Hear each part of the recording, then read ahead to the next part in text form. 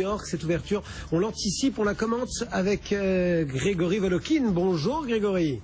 Bonjour Cédric. Depuis les bureaux de Mescart Financial Services à New York, Grégory, encore une fois, alors que les dernières séances avaient surtout été marquées par des publications statistiques, etc., eh bien, depuis quelques heures maintenant, ce sont les entreprises, les news des grandes compagnies qui dominent la séance. Oui, par exemple, assez intéressant, la prise de participation de Bill Ackman, le hedge fund de Bill Ackman, dans Chipotle.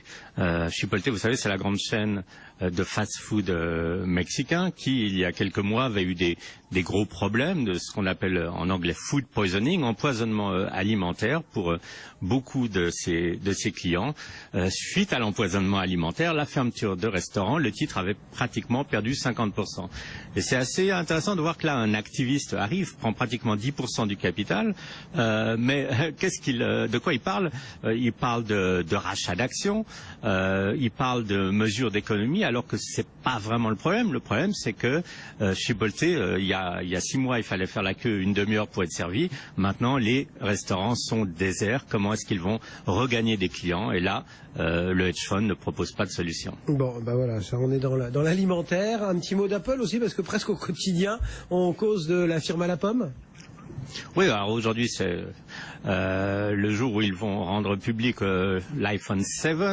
Qu'est-ce qu'on attend? On sait pratiquement déjà tout, parce qu'il y a eu des fuites. On sait qu'il y aura un double lens, donc 2 objectifs de caméra qui vont rendre les images bien meilleures. Au lieu de parler de ce qu'il y aura, on va parler, je pense, le plus de ce qu'il n'y aura plus, et peut-être qu'il n'y aura plus la fameuse prise jack pour pouvoir mettre des écouteurs. Prise audio des écouteurs. La prise audio, voilà. Et ça, c'est une petite révolution. Il faut savoir que Apple a souvent fait des révolutions, que peut-être qu'au début les révolutions ont de la peine à passer, et puis que petit à petit le public s'adapte. On verra si dans ce cas-là c'est ce qui va se passer. Enfin, clairement, c'est pour booster les casques made in ou design for iPhone, non? Oui, et puis surtout, donc, ça va passer par Wi-Fi. Hein. Il y aura plus un câble qui va relier votre casque au téléphone. Donc, il faudra tout simplement racheter pour des dizaines et centaines de millions de personnes ces écouteurs. Un petit mot de Goldman Sachs aussi pour terminer. On est à la frontière du monde des affaires et de celui de la politique.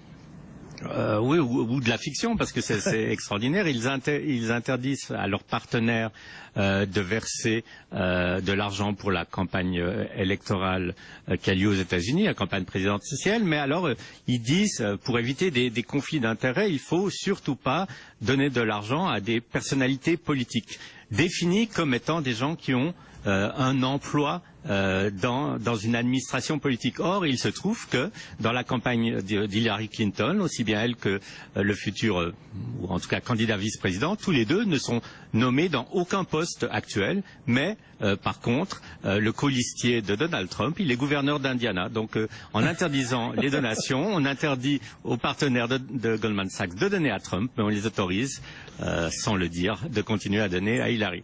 Subtilité politique. Merci beaucoup pour ce regard sur les quelques sujets qui vont émailler la journée aux États-Unis. En tout cas, les futurs